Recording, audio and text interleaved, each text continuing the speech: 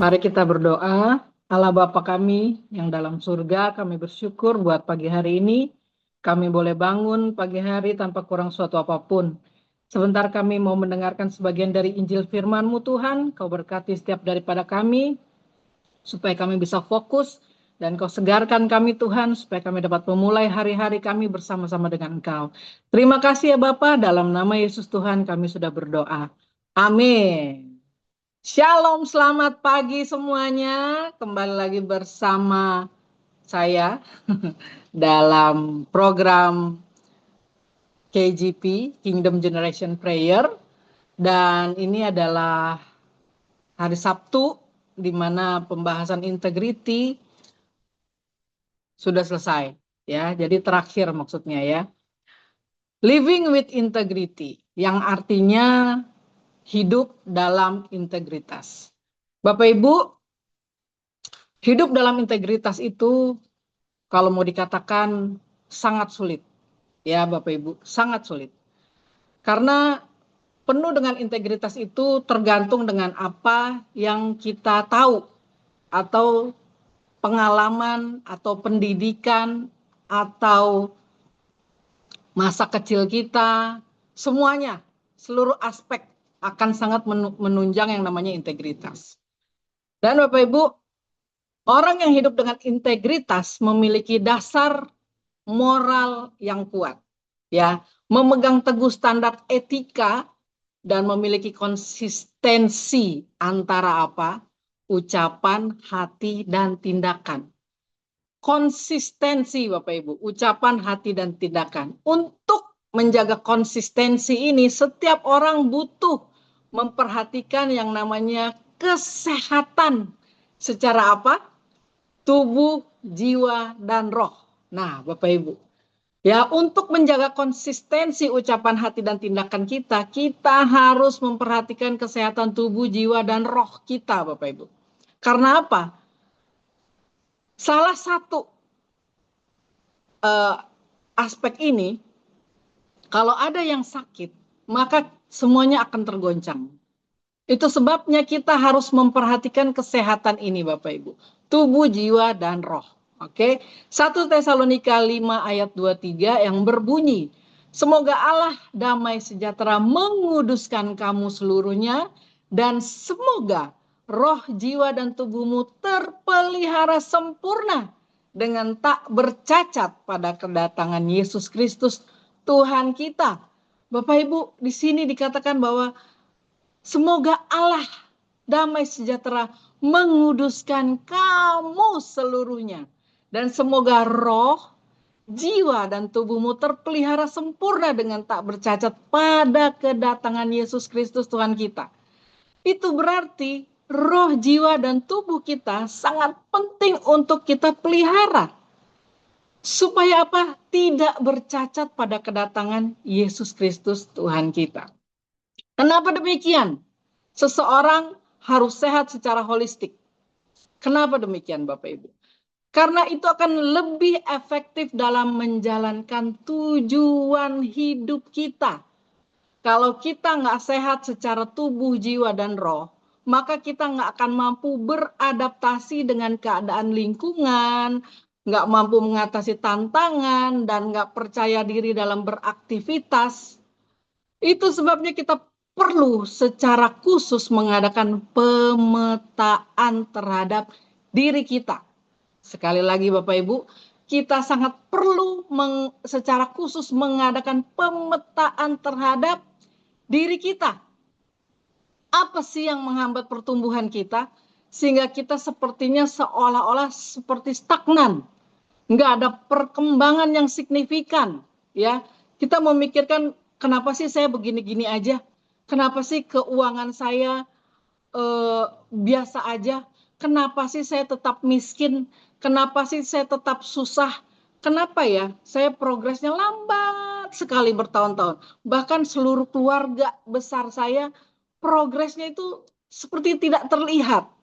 Ya, nggak ada perkembangan yang signifikan gitu. Kita menjalani hari-hari biasa-biasa aja, ya, survive aja. Syukur-syukur kita masih bisa makan. Syukur-syukur kita masih bisa hidup. Sepertinya seperti itu Bapak Ibu. Ya, bahkan kita cenderung melakukan kesalahan yang sama berulang-ulang kali. Nah, Bapak Ibu, sangat berbahaya kalau kita tidak mengadakan pemetaan terhadap diri kita. Kita nggak tahu apa yang terjadi dalam kehidupan kita di masa lalu.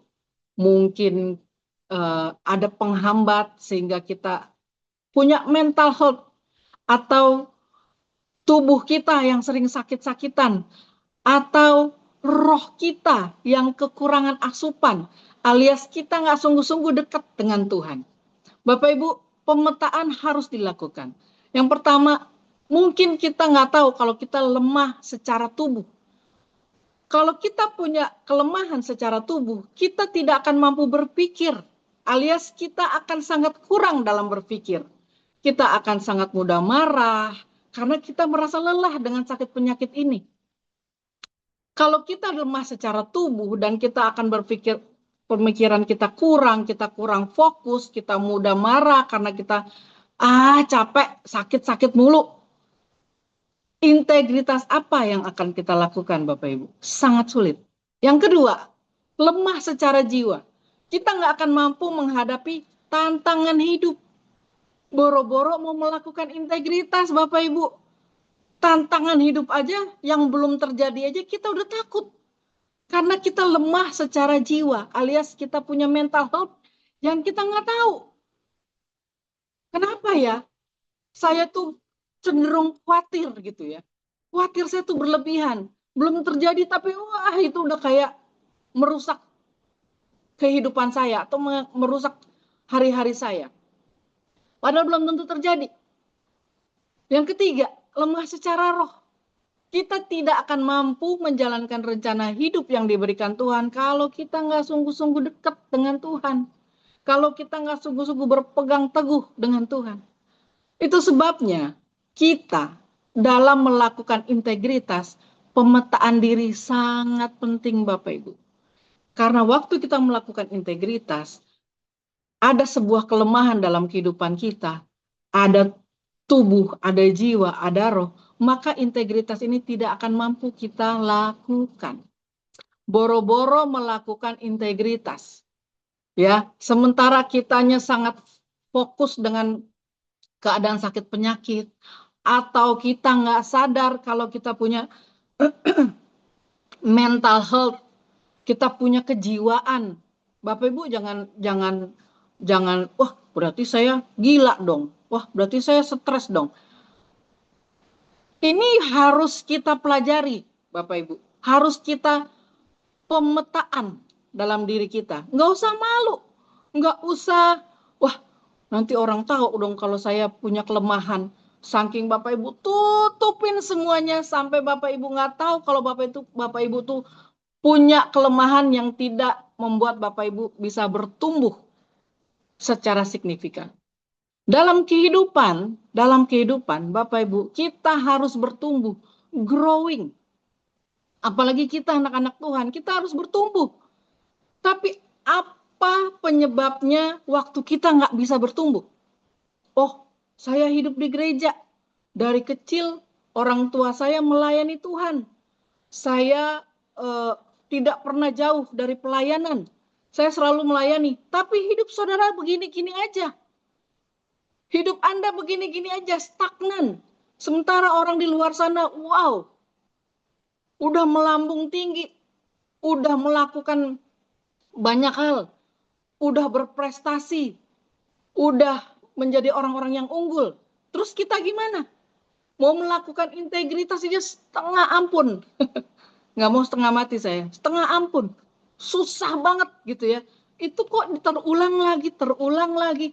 Kok kenapa keuangan saya nggak bisa berkembang? Kok begini lagi? Terlilit pinjol lagi, terlilit hutang piutang lagi.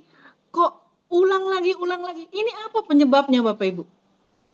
Tanpa kita sadari, masa lalu kita, latar belakang kita yang sudah mendidik sehingga apa yang kita lakukan hari ini itu sudah terjadi di masa lampau. Jadi itu sebabnya kita perlu mengadakan pemetaan dalam kehidupan kita Bapak Ibu. Kalau kita tidak dekat dengan Tuhan, kita nggak akan mampu menjalankan rencana hidup yang diberikan Tuhan sama kita. Tuhan udah tentukan destiny dalam kehidupan setiap daripada kita. Maureen akan jadi bagaimana, saudara-saudara akan jadi seperti apa, itu sudah ada rencana Tuhan dalam kehidupan kita. Tapi waktu kita mau masuk ke dalam goal ini, itu sangat sulit. Karena apa? Kita nggak tahu siapa diri kita, siapa kelemahan kita, apa yang harus kita lakukan, beres-beres apa yang harus kita lakukan. Nggak tahu Bapak Ibu. Itu sebabnya 3 aspek ini yang harus sangat-sangat kita perhatikan. 3 Yohanes 1 ayat 2 yang berbunyi, saudaraku yang kekasih, aku berdoa, semoga engkau baik-baik dan sehat-sehat saja dalam segala sesuatu sama seperti jiwamu baik-baik saja. Sangat penting Bapak Ibu. Kalau saudara udah kena mental health, mental illness, saudara nggak akan mampu berbuat apa-apa. Ada orang yang fobia dengar petir. Udah hujan, udah ketakutan. Wah, langsung ngumpet. Langsung ngumpet di rumah. Nggak mau dengar petir. Langsung tutup persiapan segala macam. Ada orang yang fobia seperti itu.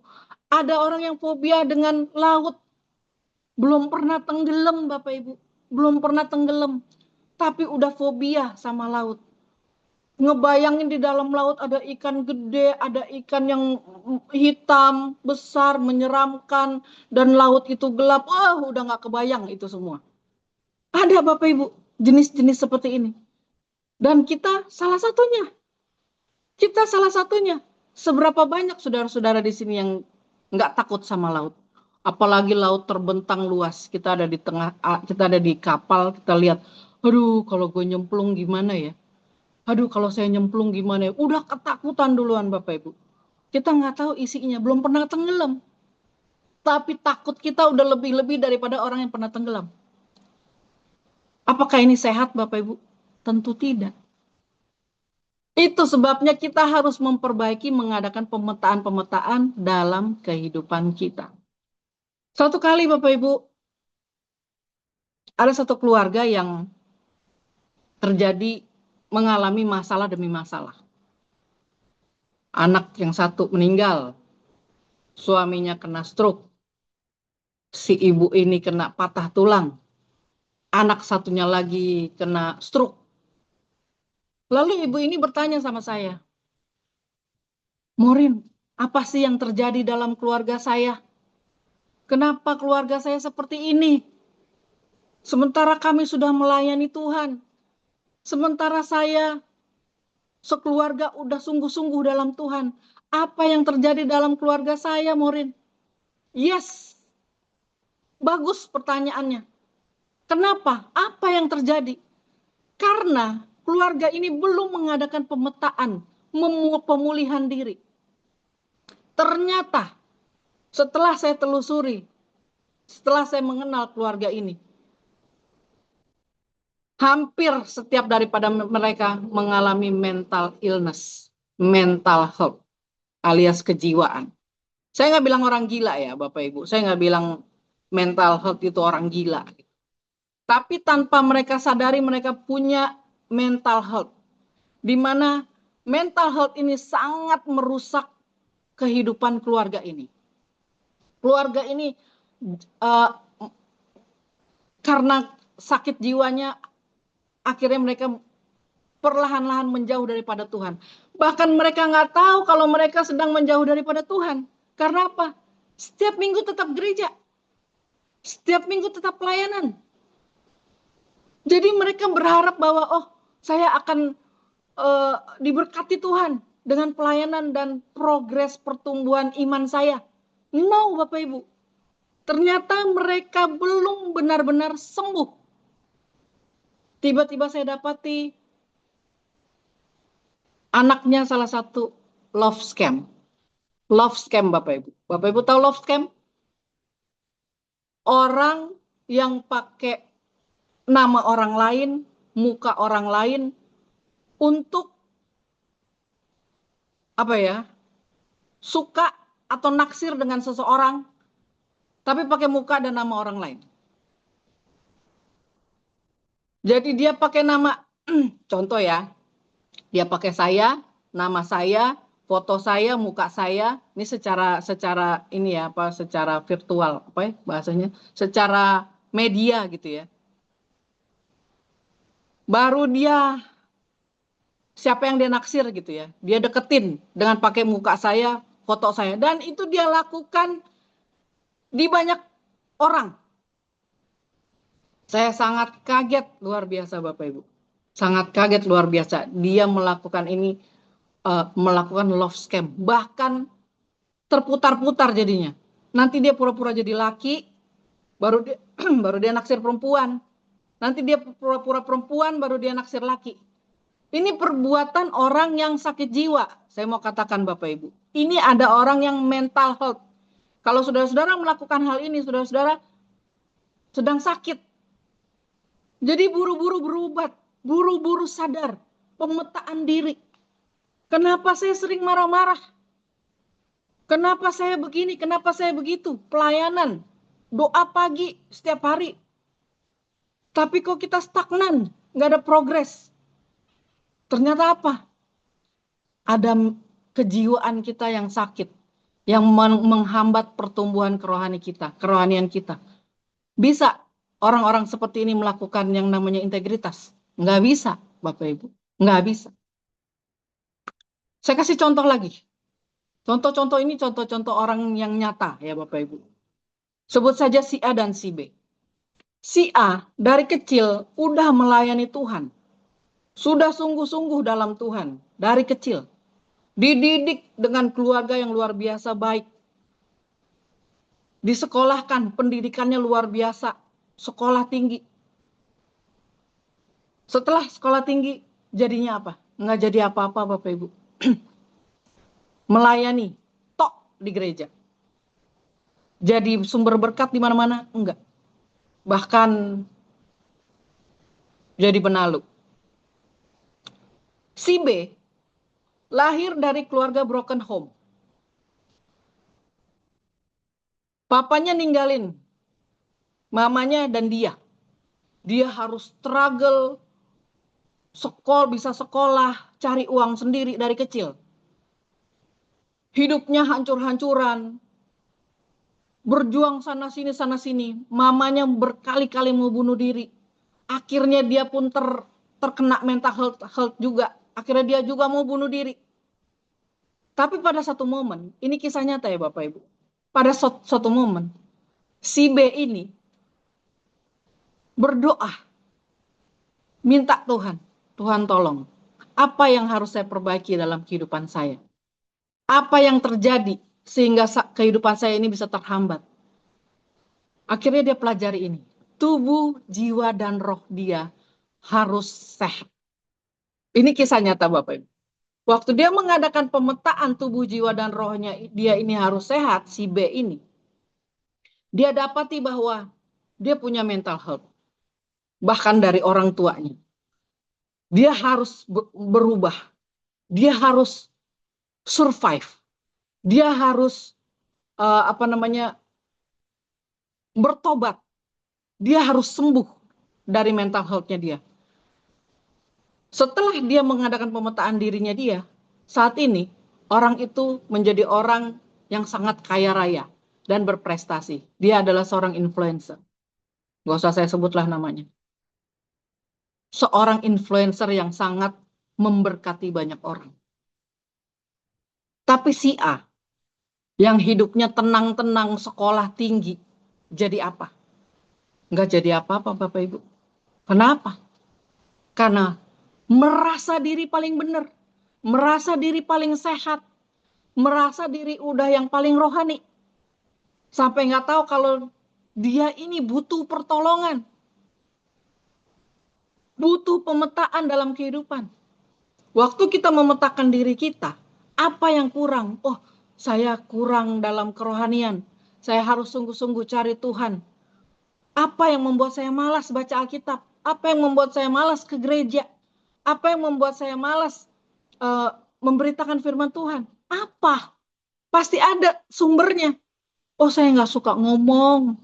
Saya orangnya pendiam. Yes, kenapa Anda orang yang pendiam. Oh, saya dari sananya begitu. Oke, tapi kalau Anda sungguh-sungguh semangat dengan firman Tuhan, Anda pasti akan terus membicarakan Tuhan kemanapun Anda berada. Amin.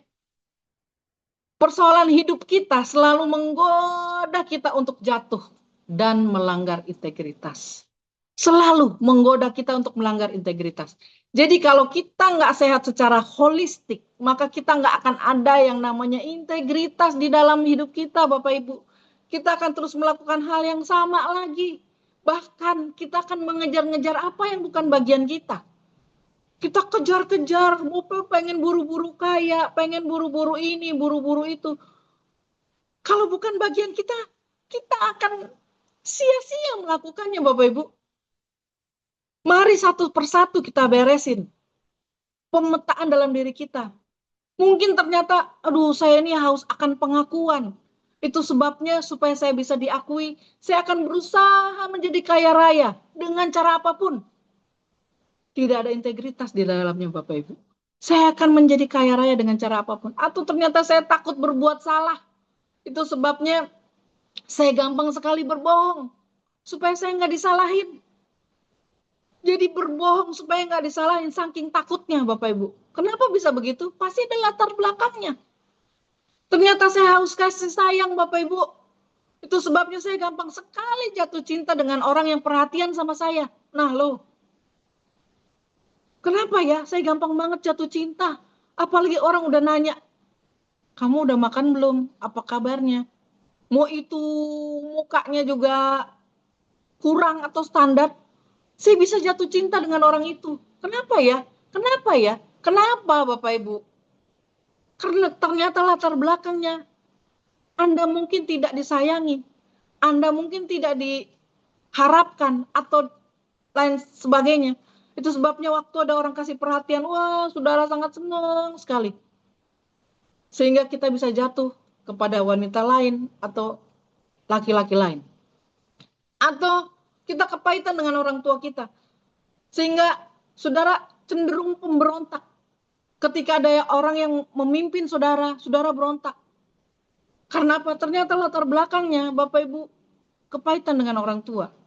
Jadi waktu ada orang yang mungkin pemimpin di gereja atau siapapun, saudara cenderung memberontak. Karena apa? Saudara pernah disakiti oleh orang tua. Sehingga pemberontakan terjadi dalam kehidupan saudara. Semua ini harus kita beresin Bapak Ibu. Setelah beres, baru kita bisa melihat dengan jelas bagaimana integritas itu bisa maksimal dalam kehidupan kita yang sehat dan pulih Bapak Ibu. Amsal 10 ayat 9, siapa bersih kelakuannya, aman jalannya. Tetapi siapa berliku-liku jalannya akan diketahui. Ya Bapak Ibu, jadi kita harus melakukan pemetaan diri kita supaya kita bisa dengan jelas, dengan clear melakukan integritas itu dalam dan bisa maksimal dalam kehidupan kita yang sehat dan pulih. Bapak Ibu, mari kita sharingkan di breakout room. Apakah Bapak Ibu pernah melakukan pemetaan diri? Apakah Bapak Ibu pernah melakukan pemetaan diri sehingga Bapak Ibu cenderung tidak bisa growing atau tidak bisa bertumbuh maksimal sehingga tidak ada integritas dalam kehidupan kita. Ulang terus, ulang terus. Kenapa uangnya kepake terus? Kenapa aku susah untuk menabung? Kenapa aku cenderung suka membeli sampai hutang piutang? Kenapa aku tidak bisa mengelola keuangan dengan baik. Bapak Ibu, saya sangat concern dengan mengatur keuangan dengan baik karena masalah saya di situ, Bapak Ibu. Masalah saya di situ. Dapat uang habis. Ini ada yang nggak beres. Saya memikirkan itu sendiri. Ini ada yang nggak beres dengan diri saya. Kenapa saya nggak bisa nabung? Kenapa saya nggak bisa mengatur keuangan saya? Apa ini yang harus saya bereskan? Saya concern. Jadi bukan berarti saya bilang, oh saya sudah bagus. Tidak. Sampai detik ini saya masih berjuang dengan yang namanya keuangan.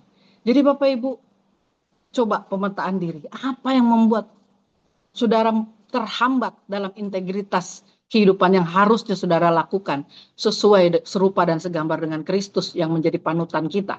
Ya Bapak Ibu, sharingkan di breakout room, pernahkah Bapak Ibu mengadakan pemetaan dalam diri Bapak Ibu, tubuh, jiwa, dan roh? Mari kita berdoa. Bapa dalam surga, terima kasih Tuhan kalau kami boleh mendengarkan sebagian dari Injil firman-Mu. Kau tolong kami, pimpin kami, berikan kami kesegaran, pengetahuan yang baru, sehingga kami boleh mengerti siapa diri kami Tuhan. Apa latar belakang kami yang membuat kami terhambat, sehingga membuat kami tidak bisa growing, bertumbuh, dan terus melakukan hal yang sama Tuhan. Kami susah banget Tuhan untuk melakukan integritas Tuhan. Sangat susah, itu terus yang terjadi Tuhan, itu terus yang terjadi. Kau tolong kami Tuhan supaya kami sadar bahwa ada yang harus kami bereskan, ada yang harus kami pulihkan, supaya kami bisa dengan jelas melihat dan boleh maksimal dalam kehidupan yang kami jalani, dan kami dapat melakukan integritas, kami boleh menjadi serupa dan segambar dengan Tuhan. Terima kasih ya Bapak. Hanya di dalam nama Yesus Tuhan kami sudah berdoa. Haleluya. Amin. Tuhan Yesus memberkati.